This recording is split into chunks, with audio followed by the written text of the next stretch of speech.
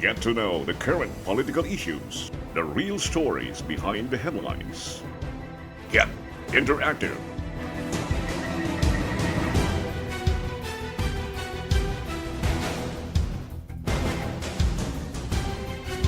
My Politics with Barrit. Only here on My TV Cebu.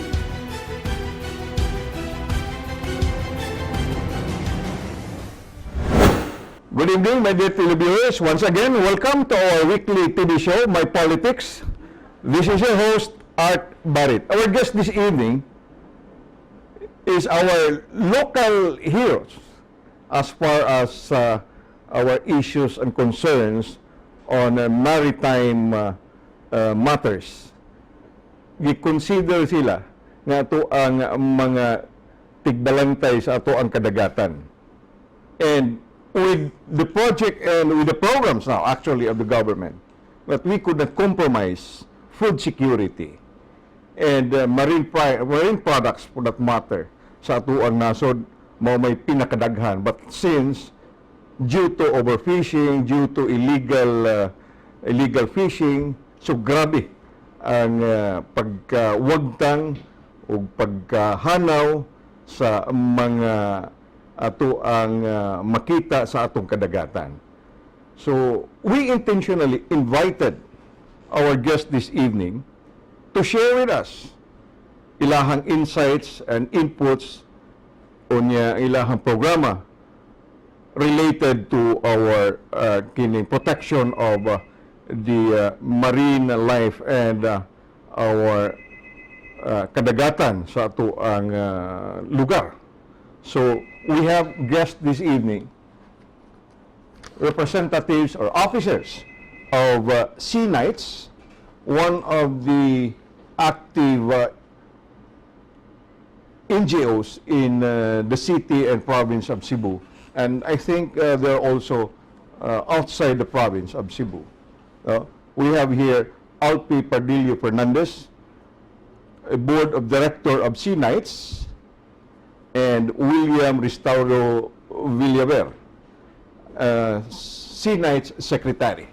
Good evening, gentlemen. Ako unahon si Alpi. Good evening. Good evening. Good evening, Liam. Okay, sir. Okay.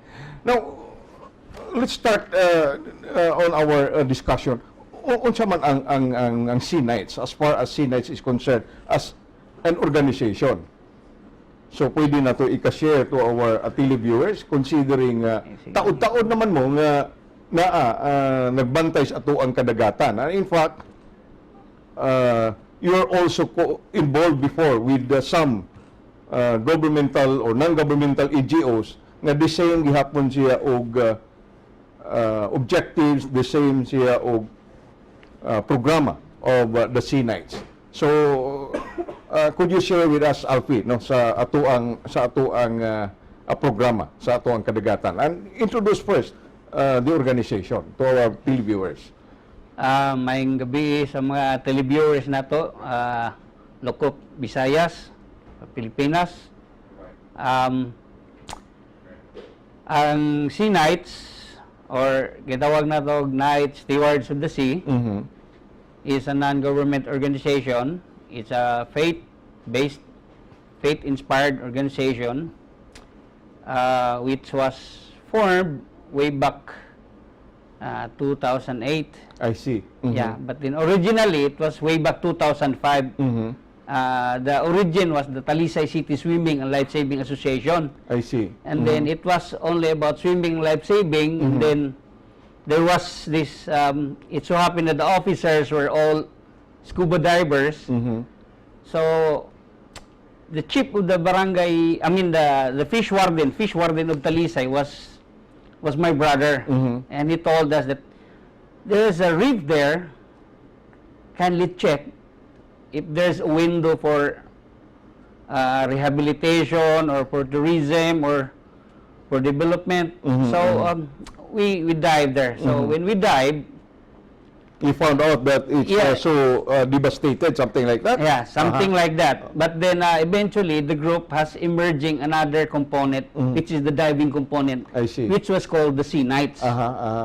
and passing. What particular reef, William, you're talking about that can be found in Talisay? Actually, there are several patch reefs in Talisay. Uh-huh. So, particularly, we went to Bugo Shoal. Mhm. Before, ilan ang tawag Lagundi. Mm. Pero, karon it is now corrected under the current administration. Mhm. So, it's now, because in the map, in Namria map, Mhm. it is Bugo Shoal. Bugo Shoals. And Now- there is okay. actually another reef called Lagoon Reef Mhm.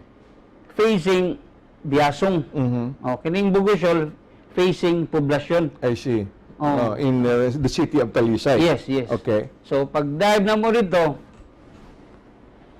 it was all dirty. Like, very full of nets, Mhm. garbage everywhere. Mhm. But then we saw mga indicators ba nga there are windows for improvements. You mean to say, Liang, once the marine life was so rich in that particular reef? Yes, before. Mhm. And then, so, my group decided, okay, we will go to the council and we will present this. Okay. So, You presented it to the council? yes, yeah, we Okay. presented it to the Mm. council. And then they didn't believe. Mhm. Like, what? We have like that? Mhm. Because if you will be viewing from the shore, Mhm. and you will be pointing, if they're going to us, where is Bugo Shoal? Mhm. So, over there, about 2 kilometers, almost 2 kilometers from the shore. Okay, but before that, how did you find that there is no such thing as a Bugo Shoal by just seeing or comparing or seeing it to the Namria map? Actually, the fishermen's usually Okay. been battering there, Okay. damaging there. Okay. And my brother was the chief fish warden. Mhm. So he told us, because he knows the place, because he used to go fishing there too. Okay, is it far from that incident where a ship sank Thomas or? Yeah, bit far, bit far. A bit far, a little Yeah. bit far. Okay. But there was a ship around the ground there way back 2009. Really? Yes. Yeah. Mhm. Okay. So a domestic, a local It was an international ship. international ship. Yeah. Okay. So Until now, it's still there. no more. No but more. then let me relate this to you. Okay. When the Talisay City Swimming Life Saving began to nurture the area, Mhm. because we invited the council to watch it. Okay. So in fact, we trained media people and one councilor and some other key personalities in the city to dive, because I'm professionally I am a scuba instructor. So Can you invite me, William, to dive also? Alfie. Alfie. Can you invite me to dive there sa why not? Come sa Sunday. area? Come Sunday. Wow. Come Sunday. No, I'm busy this Sunday. Maybe next Sunday. Yeah, why not? I'm Why very not? much willing. Feel free. Feel free. Okay, Liam. We do regular cleanup every Sunday. Okay. So you Okay. are most welcome Wow. Wow. to join us Uh-huh. in the undertaking. Oh, wow. Yeah, every Great. Sunday that is our advocacy. So there are 7 patch reefs, Uh-huh. and then Five. yeah, actually there are 7. Okay. Yeah, and then we regularly clean. Sometimes we decide where are we going. Go here, go there. But it's a never-ending task. Like Oh, okay. Now, after presenting it to the city council, Alfie, and then, of course, there's amenable and supportive to your project, and now it's still continuing a program of your organization. So, where do you get funds aside from the support of the city government? it's like this. So when our group started to nurture the reef, Yeah. so we started cleaning up all these nets, ghost nets, entangled nets, and then we have several members who have also have something in their pockets. Mhm, So most of the members, we voluntarily get our own resources, Okay. time, and treasures and talents, everything there. I see. So we don't get funds from any, unlike CCF, unlike project, whatever was that. So we don't have money. So we put our own money to protect it. How far from the shoreline or particular barangay in the city of Talisay going to the shoal? 1.8 kilometers. 1.8 kilometers. By ordinary pump boat, how many minutes? But like 30 minutes? no, 5-10 minutes, something like okay. that. 5-10 Okay. minutes. Yeah, past boat maybe 5 minutes. I see. Yeah. So how many divers would you like or will dive occasionally or every Sunday during your cleanup drive or your scheduled cleanup for the reef? Sometimes we come like 14, 13, Uh-huh. yeah, So 15. a lot of divers. Some like 6. So they'll just It build. depends. It They'll depends. just build their own tanks. We have tanks also. Uh-huh. We have our own tanks, Okay. and then we have also our own equipment. Okay. For those who don't have, we can provide them. I see. Yeah, provided they have the heart. And of course, they have the certification Yeah, coming of course, from PADI. like that. PADI or whatever. Or whatever, yeah. PADI, NAWI, SSI, CMAS. Okay. Provided you're going to volunteer. Uh-huh. Okay. So when we started, the priest, actually, our president was Father Tito Zucchino. So he was the one really going straight to the city hall, like, if you have the resources there, please let's do something for this reef. Let's save this reef, because all the while, for the longest time, all these reefs are about to die. All the reefs there. So, but So then, what let's say mga makita mo sa ubos, no? The sea life below. Unsa may, is it full of kagasangan or full of seagrass or what? Yeah, Liam.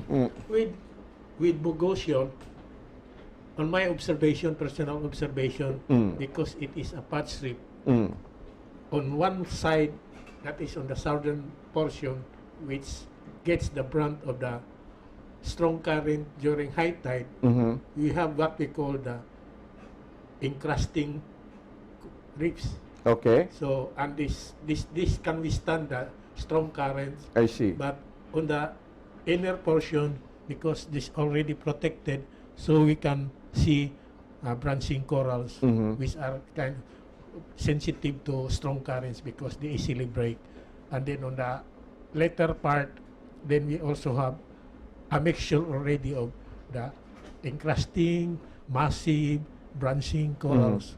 So basically, what you find in a coral reef, it's there. Together with the beautiful fish, Okay. parrot fish, butterfly fish, and even the high-valued fish. Yeah, like okay, the- yeah. We can discuss more on this issue and with the groups of sea knights, considering that their advocacy is more of marine life and likewise a faith-based organization. This is one of the ingnon nga lahi sa uban tingaling NGO because it is a faith-based organization.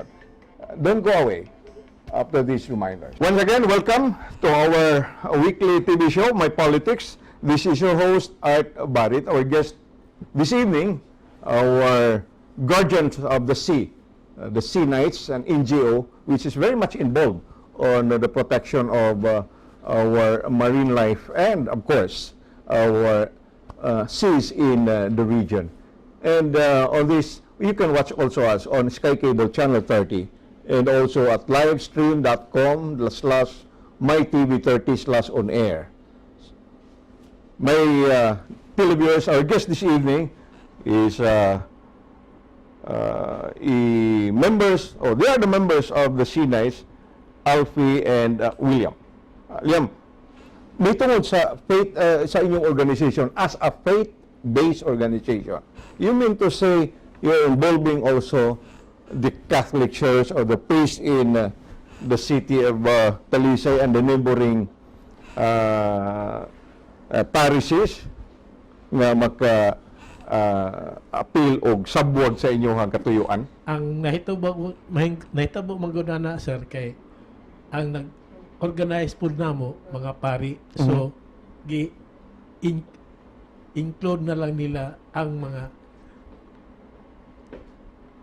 principal or okay. kuan sa I see. Catholics pero basically even if Dili ka Katoliko, so it's more of you're whatever welcome. religion, you are welcome.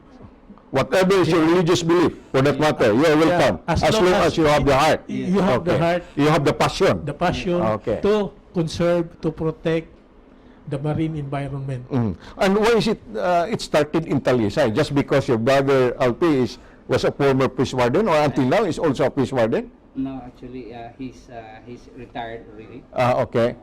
Just because Talisay was considered before or was known before as the source of kaning sa buhat o ginamita? Dynamite capital of the Philippines. Actually, sir, you know, this is for me personally. Sea Night should not been maybe formed if I posed through to Caribbean. I was supposed to go to Caribbean 2007. As a diver, as a professional diver, as an instructor. As a water sports director, something like that. So, but then I don't know much, but there was a problem with my passport and immigration there. So I keep on teaching diving until I meet all these press. And they became my students. And then, since eventually we organized the Sea Night. That was like what maybe God says, don't go there. I see. So you have some priest divers? Yeah, I think for the record, we have like about more than dozens of priests. Divers. Wow. I even trained one bishop. Yeah, the Bishop of Hall, Bishop Danny Farcon. Yeah. Wow. It's the first time I heard na iparing divers because most of the priests ang ilahang sagad nga kining pastime or ilahang recreation is there are also some priests nga they are going to firing range or shooting, okay? And some are into some adventures, but particular for divers. Actually, sir, kani si Father Tito, one time na naglimpyo may sa Bugosyo, lanog man kayong butos dinamita. So, Until now. nakurat siya. He is a Catholic, he is a secular or a religious priest? Santo Niño. Santo Niño, recollect. Agustinian. Agustinian, okay. So, Agustinian. Pagtunga niya, Bungog siya or sige na siya singit. Asa naman itong, akong pusilon. Kaya ako'y 45, akong pusilon. Okay, now, ang kuha na alam, no, before, but not in Talisay, that blast coming from, no? There. Usually kung sa among experience, kung kusog kayo nga, murag mo, buto ang Yeah, I know. Because as a diver, grabe ka yung vibration dito vibration sa dugha. sa dugha, sa ubos, and then sounds travels fast underwater. So it's either in puok or in tongkop. Pero kung layo na galing, naghinay lang. So we could say it's out there in Cordoba. So I see. pagka humana to, pag balik na namos baybayon, ingon na si Father sa, ikaw William siguro imong gipangadji nga naibutto no kaya ron makaibaw gyud kung unsa day bation sa diver dito So, sa ilaw. at least ang pari nakibaw. Nakibaw na At siya. least naa sa siya pasabuan sige. ngadto sa publiko nga is not easy, no? So, nga og mao ni atong nadungog sa ubos, nga mao ni ang nga layo ra kayo. How much more ang doon unsa mitabo sa yun, kagasangan unsa mitabo sa atong mga isda. Anya at the same time, Alfie, ang kining ato ang programa, no, on sea nights.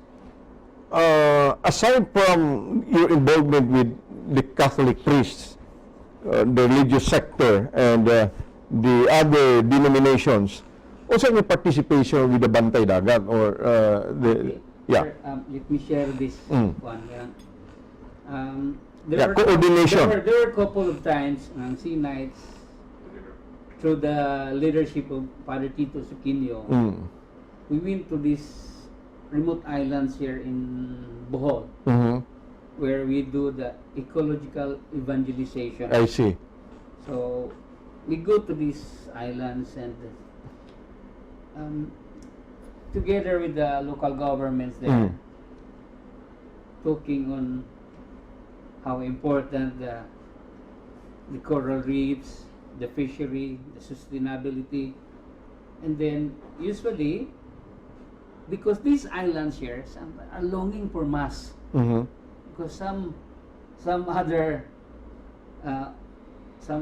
like diocese, like they feel maybe, I don't know, but we hear people from the islands that sometimes we have mass here once or twice a year. So when we go there, we went there. They requested mass. Yeah. So the member priest saying mass there. Then instead of giving the homily, we do have video presentation. I see. On how the devastation underwater. Okay. And you know, we hear these little kids. So it is a great right approach of the priest, no? Yes. Now, instead of giving homilies, talking about the gospel. So, in actuality, ang iyang isgutan, unsay nitabo sa ato ang kadagatan. So, because he is saying a mass in that particular island. Yeah. Okay. So we saw we played the video presentation, and there are people, a lot of people down there. So, nananaw gid Alpin, no? Yeah, because sometimes they don't hear, listen. Yeah. So mga bata, makita nimo, sinultihan ay, makita sila sa video ni Buto dito nga mata isda. Ang mga bata, hala, nga narabas tatay, nga narabas mama, nga papa. Lah, bad ay na. So, to think ba, ilang norm, mao na trabaho sila nga dito. Nga, okay ra na, mao na itong nga na gani mo, sus, maminaw likos mga bata, margisyon ako kasing bang. Ito I experienced that, Alfie, no? I was a former seminarian. At that time, in 1982, I was assigned in Doong to help and serve with, in Bantayan, Doong Bantayan, to help and serve with my brother priest, no? Usa siya sa akong amigo, I just passed away, and then, when I was there, I went to the different islets, no? You have Mambakayaw Diot, Mambakayaw Dako, you have Lipayran, you have Butigis. I was in Mambakayaw Dako, no? And then, I saw there, kanang mga bata, during hapon, sa ilang pastime, hantak. You can imagine, in 1981, ang ilang pustahan ay 50 pesos. Ingko kadako ba na nung? Sayon na kay ni brother. Kay ugma og pilita, sayon na kay pagpabuto. So imagine that kind of thinking sa mga kabataan, sayon na kay pagpabuto. So what do you mean pagpabuto? So ang ilahan ay pasabot, sayon na kay pagbuhig dinamita. So Bantayan Island at that time, grabe kayo, nakasuway ko pangisda in just 30 minutes. Ang ako ang kining buyot, asus. Wa na, naghamabaw, hapit na mapuno sa gisaw. Ako lang bunal-bunal paywa sa kanang lubi. How much more? Wa pa unta ng mga pagpamuto, dinamita. So ingon ana ba? So mo na is very important nga kini inyong grupo, inyong nasugdan nga mukaylab ni sa ubang mga municipalities in the province. Of course, we could not compromise our food security. That's first and foremost. And then, secondly, ang atong kadagatan, ug di nato bantayan, asa naman ta. Okay? So, ako, nagtubo man ko nga probinsyano. Ang ako, ang playground, when I was still a kid in my elementary up to high school, wa nam tilaing duwa at that time, bukid o bungtod sa mua or dagat. Okay? So dito sa kadagatan sa mua, either manguha ka og kining mamidyo ka og octopus or maniming. Puro na mata. So, sayo na kay panudan. But now, it's different.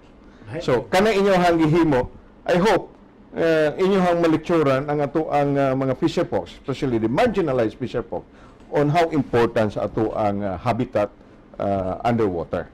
Napadjud, Sir Art, Yeah, ang dito sa Bien Unido, Bohol, I don't know if you heard about kanang na underwater Virgin Mary Santo Niño din ha sa Bien Unido. Oh. I saw that in one of the videos ako ang amigo. Oh, actually, it was since the people there are also believers.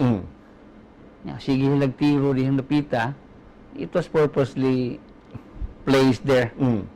That is to marag deterrence ba nga. Hindi nga tamo tira dahil na Virgin Mary Santo Niño din. And in fact, kung ang damgo sa amo ang lungsod, nga magbutang ko og way of the cross underwater, kaya naraman niya sa mga bukid. So underwater na sa nako ang way of the cross nga, kanang mga fisher folks nga magsigig panira, inigtan-o na, naman na nagsakripisyo na to, nagpas across, mahinumdum ba?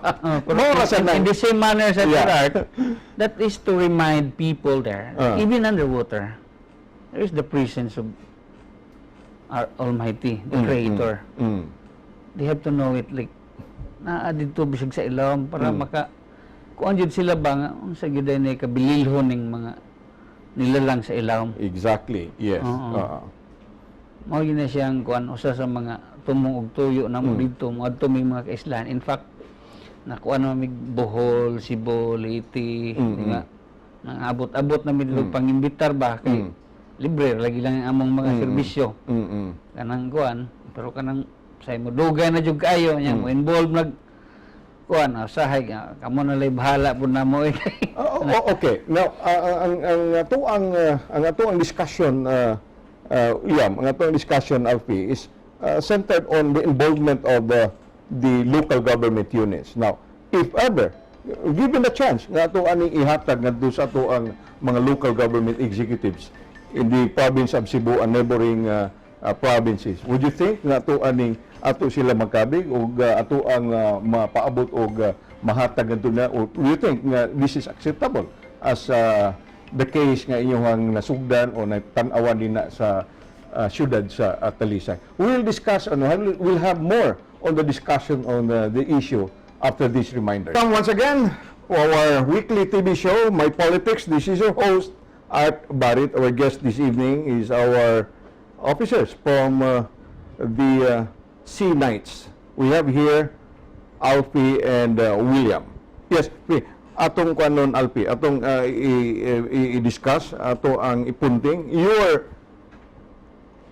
organization, then the involvement of the other non-government organizations, either domestic or foreign, and likewise ang ato ang local government executives. Atong unahon ang ato ang international coordination or partnership, a sort of partnership with the international NGO. I think it was two weeks or so ago, I interviewed a guy from Hong Kong, and his passion is more also of the protection of the marine life. So, how did you come up on, how did you know this particular guy, this particular fellow, na kuan man ninyo, na coordinate and nahimo man ninyo nga ka-partner? Okay, all the while, Mr. Harry Chan was thinking that only their group is doing the ghost nets clean up. Then eventually he saw our videos. Okay. And then they decided we will meet this group because to have a total awareness and acquaintance with, because we have the same cause. I see. Yeah. So they started communicating, and then the correspondence with our friends. Actually, it happened. So that's why they came to 888. So that was the last That was day. the first time that he visited you or your organization? First time. Okay. Great. So there were nights we were talking like, what after cleaning, after the cleanups, what are you going to do? But then deep in our minds, Sea Knights, we have already like reserved plants already. So we actually rebuild it to them like after this, because since there are parts of Bogosho that's being run aground by this international ship. So it's bit barren already. Okay. So we're gonna go into do some coral reef rehabilitations and to make coral nursery and plantations there. And they were so interested. So one of the members, friend of Mr. Harry Chan, was an owner of a big diving shop in Hong Kong. And then he said like, okay, we're going to help you that. I think my friends in Hong Kong is also interested in doing something like that. So there. They'll come here after the maybe the demonstrations in Hong Kong, and after all the problems, maybe they'll be here as free na ila human sila sa problema. Anyway, William, Yes. as an organization, you exist, and of course you have your registration. Of course, you have your not only the SEC registration, but as an NGO. So, are you also a member of the Provincial NGO or a group of NGOs that is accredited by the province? Last year, when we were accredited by the city of Talisay, I went to the province to ask for the list of the requirements. Okay. What documents that we need to submit. So that time,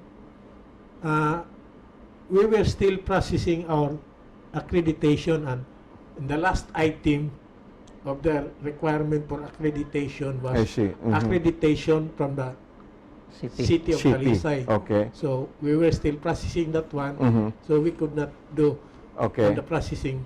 So right now, because it's You were also- already accredited? yeah, we are already accredited, so hopefully we will work on it. We will be accredited also by the province. I see. But for now, we are still working on our accreditation with the city of Talisay because it's in the new administration. Okay. So- Okay. Yeah. Nonetheless, also the province of Cebu under before the governor Dabidi, because we were one of the very first responders of the St. Thomas Aquinas and the collision of the Sulpicio, collision, yeah. where so many people died there. So the CNAS were the very first responders because we are also responders. So the province give us recognition also. I see. And also we are also like a partner on, like we are the I think we are the only non-government organization that was part of the CMARNet.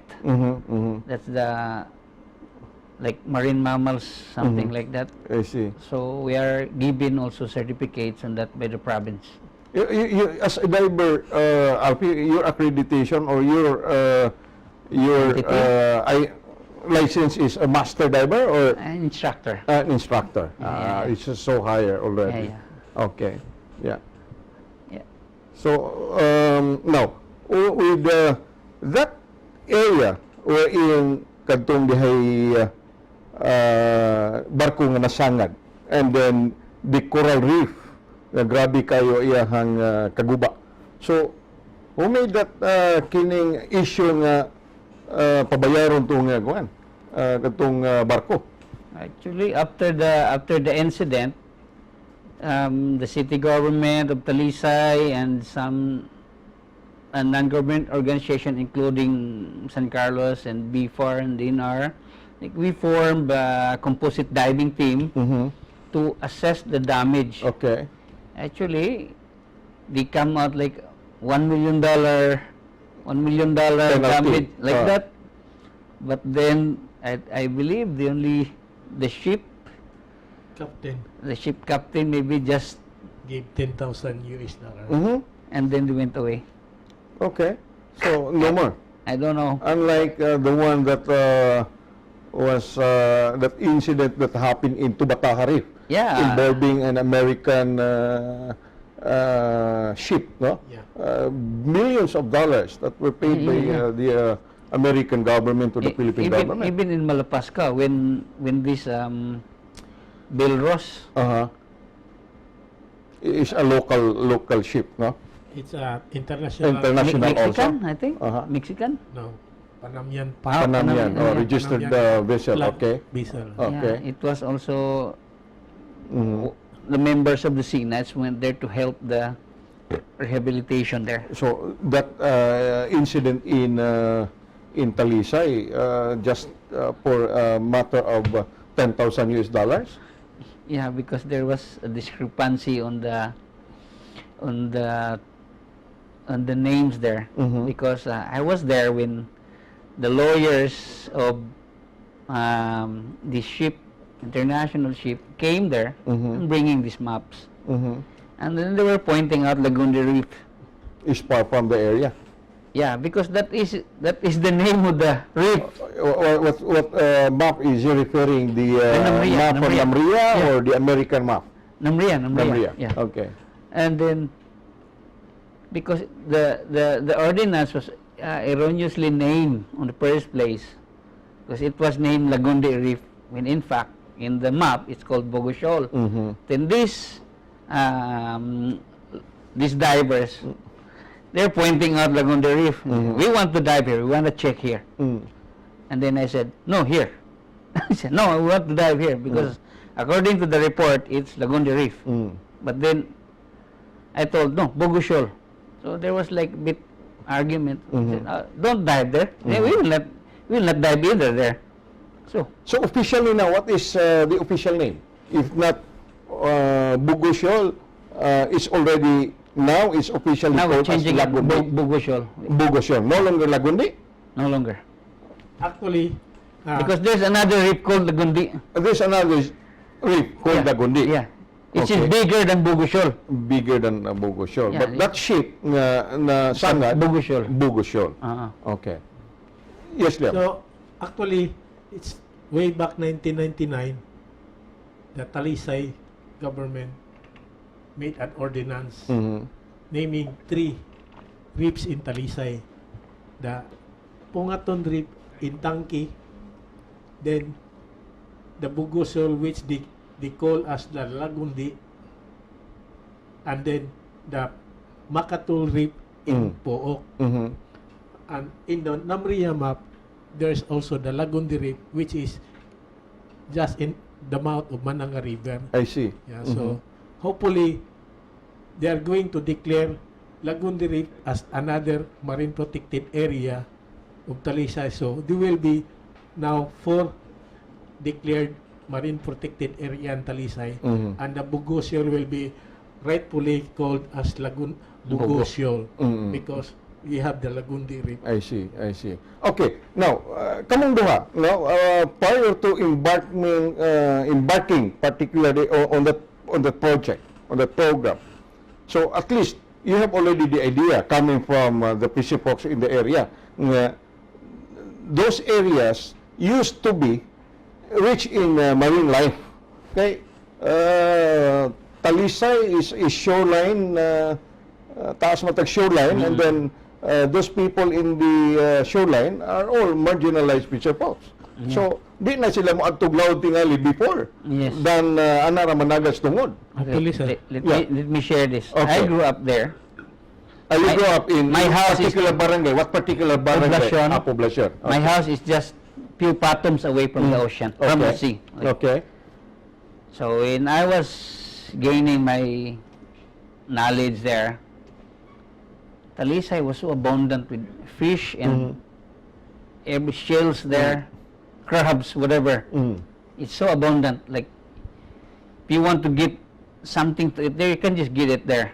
And I was like 7 years old. But then, at that time also, I also witnessed there were already people throwing dynamites there.